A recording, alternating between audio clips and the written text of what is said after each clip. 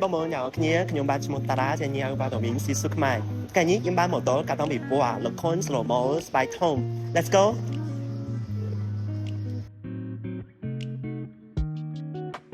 កាលពីថ្ងៃទី18ដល់ថ្ងៃទី30ខែវិច្ឆិកាមានការតាមពិព័រណ៍សិល្បៈសឡូមូនក្នុងការពហុសម័យដែលរៀបចំឡើងដោយក្រសួងវប្បធម៌និងវិចិត្រសិល្បៈសហការជាមួយស្ថាប័នជាច្រើនទៀតបានប្រារព្ធព័ត៌មាននៅទីក្រុងភ្នំពេញដើម្បីអបអរសាទរខួបរយទី20នៃការតាប់បញ្ចូលល្ខោនស្លូមូនស្បែកធំទៅក្នុងបញ្ជីតំណាងបេតិកភណ្ឌវប្បធម៌អរូបីមនុស្សជាតិរបស់អង្គការ UNESCO ការតាមពិព័រណ៍នេះបានបង្ហាញយ៉ាងច្បាស់អំពីដើមកំណើតនិងប្រវត្តិនៃការវិវត្តរបស់ល្ខោនស្លូមូនស្បែកធំនិងបានណែនាំអំពីឧបករណ៍ភ្លេងខ្មែរបុរាណដែលប្រើប្រាស់ក្នុងការសម្ដែង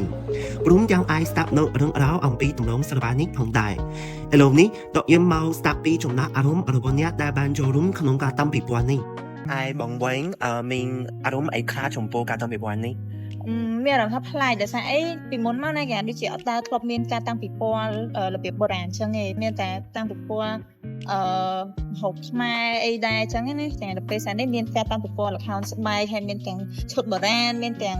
គំនូរមានអីអញ្ចឹងរៀងប្លែកហើយមានភ្ញៀវក្នុងស្រុកឬប្រទេសច្រើនជាងមានទាំងក្នុងស្រុកមានទាំងក្រៅគាត់បានទស្សនាច្រើនចង់ឲ្យបានផ្សព្វផ្សាយទៅដល់ក្រៅផងជួយបានឲ្យខាងជនជាតិឬក៏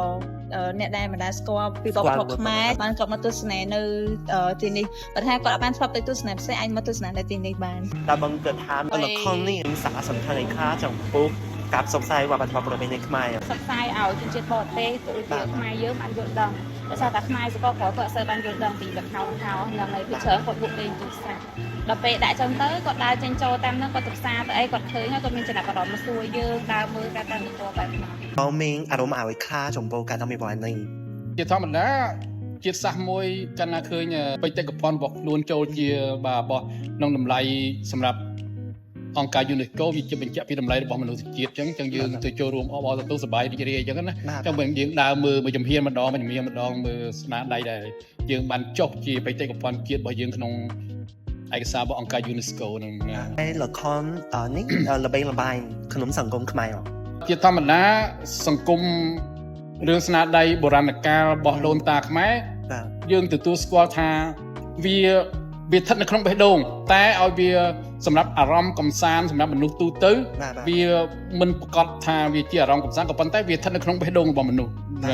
បាទសម្រាប់ការសប្បាយការលំហែប្រចាំថ្ងៃវាជាបង្អែមវាជារសជាតិម្ដងម្កាលដែលយើងរំលឹកដល់ស្នាដៃរបស់ដូនតាយើងតាមរយៈ